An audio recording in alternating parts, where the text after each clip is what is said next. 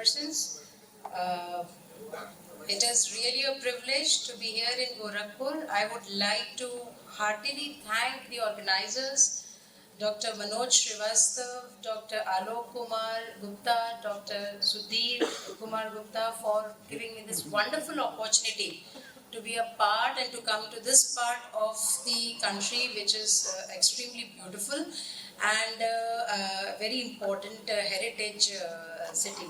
So my talk, my job is to speak on adults with type 1 diabetes. So do they need a different approach? So I will be focusing only on the difference which type 1 diabetes is when it comes to the adults and not in the children subgroup of the population. I will not be speaking in detail about type 1 diabetes, as I know very well that all of you know it very well. So although type 1 diabetes can affect patients of all ages, most epidemiological studies of type 1 diabetes focus on disease forms with clinical diagnosis during children and adolescents. हम भी जब बात करते हैं, when we think, we feel that when we talk about type 1 diabetes, ये तो बच्चों की बीमारी है, ज़्यादा से ज़्यादा adolescents में आ जाती है, 20-25 साल की उम्र से कम में आ जाती है. But then clinically, it is not that issue. It does occur in adults, and we will see in the coming slides how it does. Clinically, it's different to differentiate with certain other forms of type 2 diabetes and as well as the latter. So this was an interesting article which was a global epidemiology of type 1 diabetes in young adults and adults, a systematic review. And this was a review which looked into a large number of studies, around 71 epidemiological studies. But then how did they detect that which patients are to be taken? So in 14 studies, they took the autoantibodies against the beta cell antigens or the C-peptide as a diagnostic criteria. तो हमें पता कैसे पड़ेगा कि जो हम adults को ले रहे हैं इसको हमको टाइप 1 डायबिटीज समझ के इनको we have to include in a study. So various studies had taken different criteria. Some of these, as I told, had C-peptide and beta cell autoantibodies. C-peptide measured in 7 studies. Other studies included early need of insulin therapy. Clinical symptoms of diagnosis, especially low or normal body weight, ketosis, ketonuria. So these are some markers which can help us to think that हाँ ये type 1 diabetes हो सकता है. And in this results, what they found was, as we can see, the maximum occurrence was seen in the younger and adolescent age groups, as we can see in the slide, and then they were there later on also, though tapering off. But then, if we convert what data we saw in this last slide into what, if as per the numbers, what we see that adult onset type 1 diabetes was found to be more common than childhood onset type 1 diabetes as shown in this epidemiological data.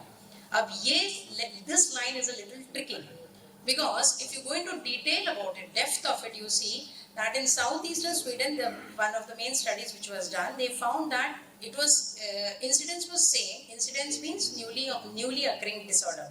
When we talk about incidence, we say newly occurring disorder. When we talk about prevalence, we take all the people having that disorder. The incidence was same in individuals of 0 to 19 years of age as compared to 40 to 100 years of age group. So newly occurring disorders were similar. But अगर हम total गिनती करें as to how many people were there, because in the first we are only taking 20 years of age group, whereas in the second we are taking 60 years of age group. The total number, the prevalence was more in the second group. Similarly, analysis of US data from commercially insured individuals demonstrated that the overall incidence in individuals of 20 to 64, जो adults में आते हैं, was only 18.6 per 100,000 per year. और younger में उनको double almost मिला 34.3 per 100,000 per year. लेकिन the total number of people who were in that adult age group was much more as compared to the younger age group. Hence, the number of cases are more. So it becomes very important. Why? Because if we see, they don't behave same.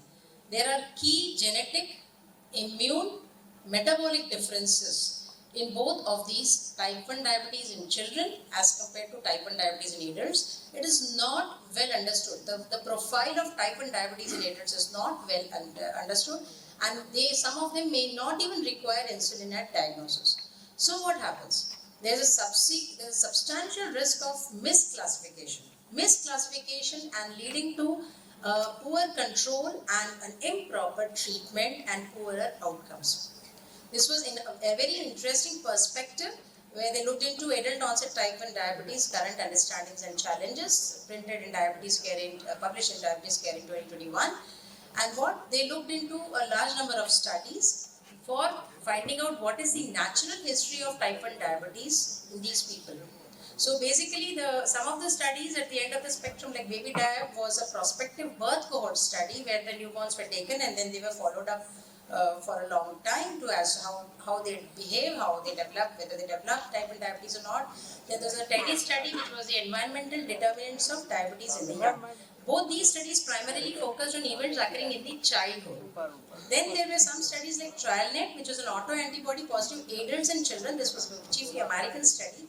And the Action Data study, which looked into adults and children, which gave us some light as to and knowledge as to how these patients behave when we have type 1 diabetes in adults. So we'll go step by step. First thing we'll see is the age-related genetic heterogeneity. If we see type 1 diabetes shows heterogeneity across a broad range of clinical, genetic, immune, metabolic, and even histological features. Type 1 diabetes in children, when it occurs, it's much more having a HLA allele in about 50%. It has a disease heritability. But when we talk about adult onset type 1 diabetes, much lower concordance rate in twins and less high risk HLA heterozygosity, more protective genotypes and lower GRS. What is GRS? GRS is a genetic risk score. Basically, they assess the alleles which are there and they try to prognosticate as to this particular person has a higher risk of going into develop type 1 diabetes. Something which probably we don't have this facility in our setup well enough. Then, after going from the genetic, going on to the immune changes. So, adult onset type 1 diabetes is associated with presence of serum autoantibodies with GAD antibody being the commonest antibody. The glutamic acid decarboxylate autoantibody is the commonest antibody which is present. Others can also be present but in lesser cases. Usually HLA-DR3 genotype is present. Multiple disease associated autoantibodies would be less prevalent in adult onset and especially with an increasing age. Whereas in contrast to childhood type 1 diabetes, insulin antibodies are very much present. The HLA-DR4 genotype is there, higher identical twin concordance and more HLA heterozygosity and higher genetic risk score. So data suggests that type 1 diabetes is not that simple. We used to think that ठीक है दो तरह की होती है, type 1 which is an aggressive form which occurs in children where you require insulin. The others is a less aggressive form which occurs because of insulin resistance that occurs in adults. पहले हम ये NIDDM, IDDM करके करते थे. Then it was modified to type 1 and type 2. Now we realize that type 1 is there in a large number of patients which are probably being misclassified as type 2. So there's a heterogeneous across the spectrum of diagnosis, pathogenesis, even optimal therapy. Again, this was an interesting study of autoimmunity playing a role in the onset of diabetes after 40 years of age. So in लोगों ने क्या किया कि they took in all the patients who had a high GRS at a genetic risk score by genetic typing and GAD antibody positive. And then how many of them developed type 1 diabetes, and they found that 3.23 versus people who did not have these factors, in that it was 1.8%. So these combination of factors is definitely important in their higher chances of going to develop type 1 diabetes. So they may have other type 1 diabetes. If you talk about immunity, they have more adaptive immunity problems as well as the innate immunity problems. Innate immunity problems, pathologies there with type 2 diabetes also, but the adaptive immunity which involves the autoantibodies and T-cell activation is more so. But if we talk about the histological change in the pancreas, we don't have so many studies to validate and give us much information, and there's a significant knowledge gap. What about the other autoimmunity? Thyroid autoimmunity is present in around 38% of individuals with adults. I'm just talking about adults with type 1 diabetes. And celiac disease would be more often present when the IA2, the autoantibodies are present, then there are more higher chances of developing celiac disease. Now let's come to the metabolic characteristics. So metabolic characteristics, we know that other than the antibodies, we measure the C-peptide levels. So it is to be seen that C-peptide at the diagnosis is usually a little higher than in type 1 diabetes in adults as compared to type 1 diabetes in children. So C-peptide is also a little high, hence they may not require insulin at the outset. But we should remember that the C-peptide levels decline over a few years and the patient gets to require insulin quite soon. So we have to identify this group of patients. Now, correctly identifying this diabetes etiology is difficult and misclassification occurs in as much as 40% of patients presenting with type 1 diabetes because of a lack of awareness. We know that, we think that type 1 diabetes is only for children. The knowledge gap is there, that is one reason. Then, second important, clinical criteria. We say that the BMI has to be low, they are thinner people, they are not obese, but these discriminators are very poor, as we know that in the current scenario, obesity is very much increasing in the overall population, so they may be obese as well. So they masquerade as type 2 diabetes, and the progression is also relatively slow, and they have a superadded metabolic syndrome also, and we may not always be accessing to the biomarkers like the C-peptide and the GAD antibodies. Probably that's why they misclassify very often. So then, what are the tools we have to distinguish them? We have the body phenotype is one important thing. If a lesser BMI, then think about it. Though you cannot rule out in a higher BMI also. Look into the family history. Look into the clinical course. That is very important. The clinical course with the rapid deterioration and not responding to OADs, this is an important sign which should click in your mind that this could be an adult onset type 1 diabetes. Presence of autoantibodies, presence of comorbidities like hypothyroidism, celiac disease, etc., and the C-peptide level if required. And of course, the GRS is there, but it is not widely available in clinical practice for most of us. So what are the autoantibodies that we talk about? The insulin autoantibody is there. The GAD antibody is the most prevalent. Some may have insulinoma antigen 2, that is the IA2. The zinc transporter isoform 8 antibody is there. And high levels of presence of any one antibody increases the likelihood that this could be type 1 diabetes. But we should remember that these islet antibodies can occur in patients without diabetes as well. So it is not always a clear-cut rule that if it is antibodies present means it is always going to be a type 1 diabetes. So then this line is very important, that to avoid the false positive results, use high specificity assays and target testing towards those with the clinical features suggestive of type 1 diabetes. So first we should do this test only in patients whom we feel that this could be a case of type 1 diabetes. Do only in them. If you do randomly, you will be very much confused and wrong interpretations may occur. Another thing, as the age advances, these antibodies may wane off and may be absent. So it may be an elderly, it may be a person around 40 years of age or 45 years of age may not have any antibodies, still be type 1 diabetic because with age they wane off. Then the second point is the C-peptide level paired with the blood glucose in the same sample. This is an estimation of the endogenous insulin production. But again, this is very confusing because always this may not be giving you the right answer.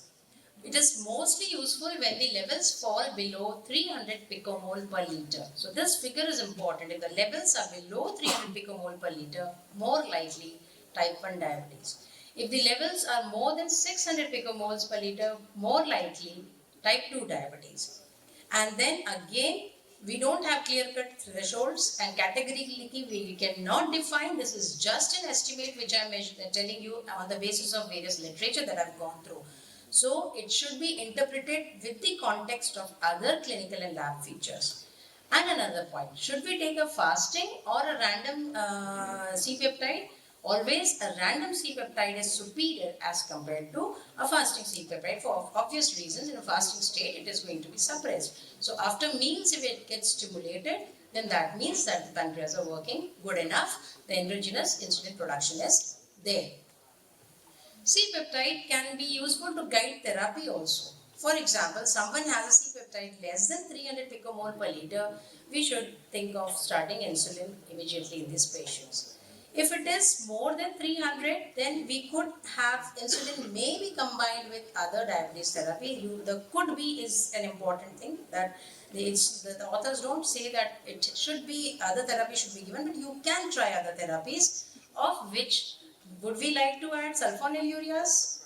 No, we do not want sulfonylureas because we know they may hasten the beta cell failure. So try to avoid in this subgroup of patient in whom you are doubtful of type 1 diabetes. We would also not like to give SGLT2 inhibitors because there is a risk of decay with in this particular segment of patients. So the other DPP4 inhibitors can be used. They may be used, but with caution. So the last line is very important, that there is a loss of beta cell function in these patients and they should be closely monitored, and when required, insulin should be added.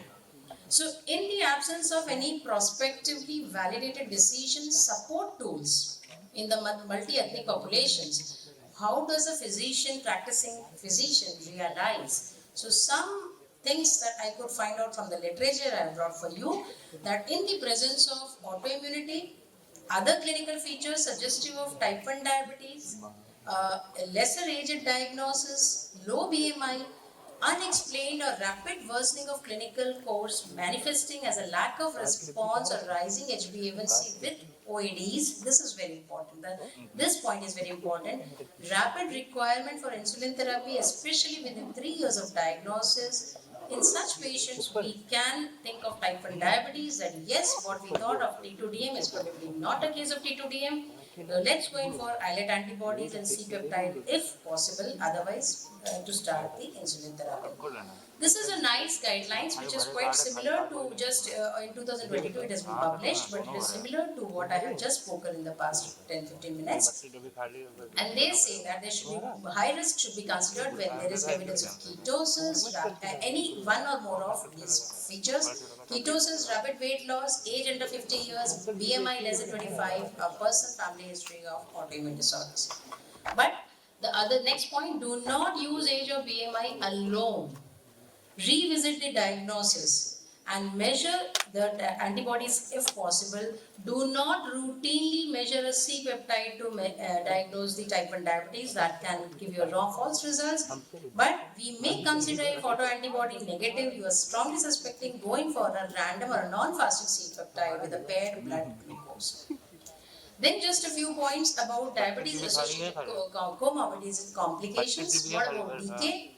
As I just said, that the C-peptide levels are not as low in adults as compared to the children, even with type 1 diabetes, especially at the time of diagnosis, and the beta cell function which deteriorates is also slower if it is found out in the later age group. So probably they may not go into decay so often. Usually when they go into decay, the factors are non-compliance of treatment with insulin because they think हम तो बड़े हैं, हमको insulin की जरूरत नहीं है, हम तो गोलियों से ही ठीक हो जाएंगे, और some doctor prescribes OADs and they go into decay. As vis-a-vis, if you see in type 1 diabetes in children, insulin तो लेनी ही है, वहाँ सबको क्लैरिटी है, पर एडल्ट्स में जहाँ पे जरूरत पड़ती है कि insulin and earlier age group, they do a doctor shopping and they prefer to take the treatment of a doctor who has prescribed OADs, and then he goes into decay. Infections again are an important cause for all these for decay developing. What about hypoglycemia? Hypoglycemia is of course an important complication which develops in most of these patients, all diabetics I may say, more so in type 1 diabetic. Because there is residual C-peptide and beta cell function, hypoglycemia risk may be a little different, maybe lesser. But adults may show reluctance, or what is found is that adults may show inertia in developing newer technologies. If we see children having type 1 diabetes, they are very well aware, their parents are also well aware, they may use in advanced time where they are affordable, the insulin pumps, the CGMs, etc. पर वही चीज जब adults में आती है तो नहीं इनको जरूरत नहीं है. That is what usually is considered, and that is how we are probably not managing so well these group of patients. So another thing, there may be challenges in insurance coverage. There may be difficulty in wearable technology. You know, for their adults, they have so many other problems, they cannot wear it. And misclassification, inadequate education. So misclassification is one very important thing we have to keep in mind. Micro and macrovascular disease complications do occur, but there is a small catch in this, that because these patients usually don't have the other risk factors like the T2DM patients have. For example, a 45-year-old man having an obesity and high blood pressure, probably these people may not have so much because they have a profile which is of a leaner profile. Probably there is some difference which may be there, but there are discrepancies in studies. I cannot say it is more or less because ethnicity is different and we do not have much of knowledge. There's significant knowledge gap here. Psychosocial challenges are very important. Negative stressors are there. Lifestyle considerations, complications, and mood disorders are very much significant, and especially in misclassification. Again, they become very anxious the moment they have been told कि नहीं ये TDM नहीं है, अब तो insulin ही लगेगा. So this is a very important stress factor. So concluding, the current understanding of adult onset type 1 diabetes has many knowledge gaps. Epidemiological data from diverse ethnic groups shows that T1DM is present in adults as well as children, both the people. It is very much there. However, our understanding is in adults is limited, and the striking shortfall results in frequent misclassification and negatively impact the management. So a roadmap is required with renewed emphasis on the careful consideration of the underlying etiology in every adult presenting with diabetes, and this is a proposed roadmap I could think of to better understand, diagnose. So first thing is understanding the natural history, that cohort of autoantibody positive individuals, to understand type 1 diabetes pathogenesis, diagnosis, increasing the awareness in healthcare providers and tools to aid the diagnosis, and post-diagnosis, adequate therapies, behavioral support, look into the comorbidities, complications, manage accordingly. Thank you very much. This is my alma mater, Swati Medical College of Jaipur. Thank you very much for your patient listening. Thank you, ma'am, for a wonderful presentation and excellent insight. I'm a pediatrician myself, and this topic was absolute. Anybody? Type 2 diabetes, at the time of presentation, the fasting C-peptide levels are high. Can we get extremely low C-peptide levels if HbA1c is extremely high due to lipoglucotoxicity? Yes, it's a very interesting question. Actually, C-peptide levels are something that we probably don't rely too much, because of the thing that they may vary many times, plus the patient's fed status, whether the patient is fasting or non-fasting, these also change. But then yes, when we want to diagnose type 1 diabetes with context to what is the blood glucose, especially if it is random blood glucose is more than 145, that C-peptide level becomes more important. What usually happens, we do a fasting C-peptide level that turns out to be very low, and we say that the C-peptide is less, the insulin is not being secreted. But your question was in a type 2 diabetic, because of the glucotoxicity which is there is suppression of the insulin. Very well it could be there. But then this is important. That is why C-peptide is not kept as an absolute criteria while diagnosis. But if we don't have autoantibodies and we are strongly suspecting, we can have this as an aid to diagnosis. Yes, as far as the antibodies, their concerns and all those things, along with diabetes, so it indicates that the person is having type 1. So again, that is very important point, because there are two factors to it. One is that autoantibodies are present and they tend to occur in more than one disorder. So there are autoantibodies of coronary collagen vascular disorders and the thyroid and all these groups. Yes, they are more likely. Our type 1 diabetic children have a higher chance of RA and SLE, definitely. But then, in the treatment of RA and SLE, we do use corticosteroids and many drugs which may have an impact on the insulin resistance and the metabolism. So that also we have to keep in mind. So then again it becomes tricky, and we have to assess on the basis of so many things. Is it to go for ANA and CMCA, In all the patients? No, actually, you're not supposed to go for in all the patients. Everything has to be clinically oriented. So that even for the other antibodies are very expensive. Even GAD antibodies and all patients cannot do. So we have to get them done only in patients in whom we feel that clinically is fitting. We are not able to classify the patient well But we have to keep this in mind. We just go on as type 2 DM and then we start treating him and the treatment failure starts to occur, then we should think about this and revisit our diagnosis and give the Because correct the treatment. treatment protocol that will Will be change. different, definitely.